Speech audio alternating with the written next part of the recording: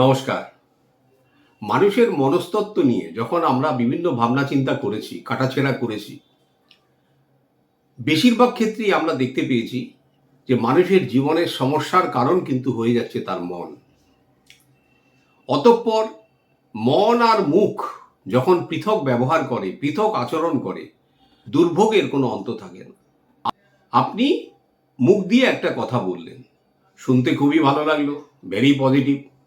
কিন্তু চিন্তা করলেন, ধুর কি দরকার এসব করে, ও আমার বলার ভাগ বলেছে।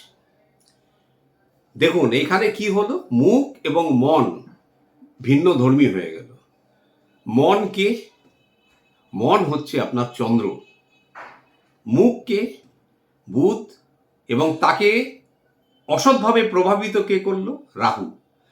রাহু, চন্দ্র আর বুধ একত্রিতভাবে কোনো মানুষের জীবনকে যখন প্রভাবিত করে, তার জীবনে আর অ্যাস্ট্রোলজি বলুন, কিছু বলুন, কিছুতেই কিছু হবে না। তার জীবনে শুধু সর্বনাশটুকু অপেক্ষা করে আছে। সে হতে পারে সে বিশাল বড় একটা মানুষ, সব সময় আঙুল নাড়িয়ে নাড়িয়ে কথা বলে, আমি যা বলছি ঠিক। আমরা দেখি কি জানেন, বহু চলচ্চিত্র আমাদের জীবনের অন্তরের কথাগুলোকে কিন্তু প্রকাশ করে গেছে। আমরা হীরক রাজার দেশের একটি মুভি দেখেছিলাম। মানে কি বাস্তব জিনিস আজকের দিনে আমরা টের পাচ্ছি। রাজা যদি বলে সূর্য পশ্চিম দিকে উঠেছে, তার পারিষদবর্গকে বলতে হবে ঠিক ঠিক ঠিক। এই জিনিসই আজকের দিনে ঘটে চলেছে।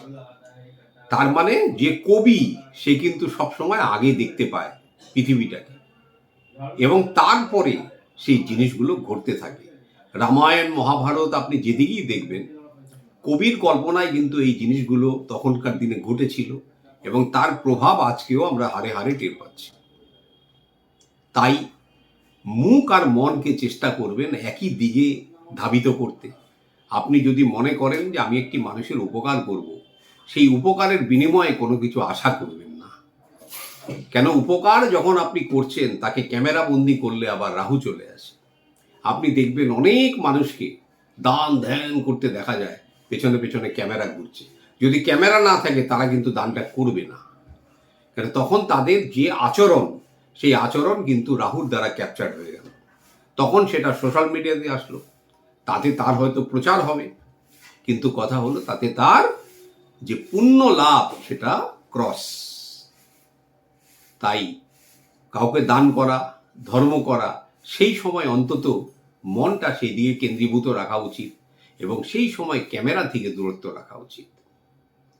তো যাদের মনে করুন বারে বারে বলছেন আমি তো চেষ্টা করছি, কিছু হচ্ছে না হচ্ছে না, এই কথাটা মুখ দিয়ে যতবার বলবেন তত বছর আপনি পিছিয়ে যাবেন।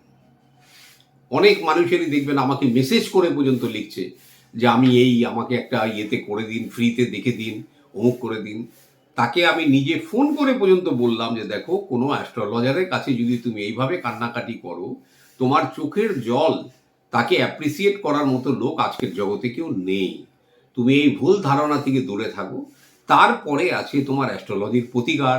তুমি এখন কাজকর্ম করো না, কিছু করো না, তোমার পক্ষে তো নেওয়া সম্ভব নয়। তো তুমি আধ্যাত্মিক দিকে চলো, ভগবান শিব শঙ্করের চরণ ধরে পড়ে থাকো। কি হচ্ছে, তাদের না আছে ঈশ্বর বিশ্বাস, এবং কখনো সখনো বিপদে পড়লে ভগবান রক্ষা করো বলছে, না আছে তাদের কোনো আধ্যাত্মিক চেতনা, না আছে কোনো ধর্মকর্ম করার সময়, না আছে কোনো ইচ্ছা। কি দেখে সারাদিন, তার হাতে একটি হয়ে গেছে মোবাইল, আবার রাহু। তার মানে মূল সর্বনাশের কারণ আজকালকার দিনে এই তিনটে প্ল্যানেট, চন্দ্র, বুধ আর রাহু। এবারে দেখুন এই সব মানুষদের শরীরের পোশাক আশাক, তার কোনো মা বাপ নেই। কবে জন্মে একটা চেক কাটা জামা পরেছিল, একটা ছেঁড়া বেড়া পরেছিল, রং চটা, সেটা পরেই সে ইন্টারভিউ দিতে যাচ্ছে। কোনো কথা বলতে পারে না, কমিউনিকেশন ঠিক নেই, বুধ খারাপ। এবং বুধ যখন খারাপ হয় তখন কি হয়, সেটা নিয়ে একটা বিস্তারিত ভিডিও আসছে আমাদের, বুঝে যাবেন। তো বুধ যখন খারাপ হয় তখন সে কমিউনিকেট করতে পারে না। চন্দ্র যখন খারাপ হয় কোনো কিছুকে ভাবতে পারে না। আর রাহু যখন খারাপ হয় তখন সে ভুল তথ্য পরিবেশন করতে থাকে। তাহলে প্রতিকার, এরও প্রতিকার, সমস্ত কিছু আধ্যাত্মিক। আপনার সকালবেলা ঘুম থেকে উঠে নিয়মিত স্নান করা অভ্যেস করবেন। এই জাতীয় মানুষরা নিয়মিত সকালে স্নান করেন না। সূর্যের আলোতে বসা, সেটা বারে বারে বলছি। প্রাণায়াম করা, যোগাভ্যাস করা, এগুলো করতে হবে। আর এই কলিযুগে যদি বাঁচতে হয়, কেন অলরেডি অধর্মের বিনাশের ক্ষণ শুরু হয়ে যাচ্ছে 29শে মার্চ 2025-এর পরবর্তী সময়ে। 6টা থেকে 8টা মাসের মধ্যে মোটামুটি বুঝে যাবেন যে কে কোথাকার জল কোথায় গিয়ে দাঁড়ায়, এগুলো মিলিয়ে নেবেন। অতএব আজকালকার দিনে যে কথায় আসছি, যদি আপনাকে সুষ্ঠুভাবে বাঁচতে হয়, শিব শক্তিকে গলায় অতি অবশ্যই ধারণ করবেন। কিছু না বুঝলে কোনো অ্যাস্ট্রোলজারের কাছেও যাওয়ার দরকার নেই। একটা 5মুখী রুদ্রাক্ষের মালা সরল বিশ্বাসে শোধন করে উপযুক্ত দিনে গলায় ধারণ করুন। ভোলেনাথের চরণে নিয়ে জীবনটাকে দিয়ে রাখুন।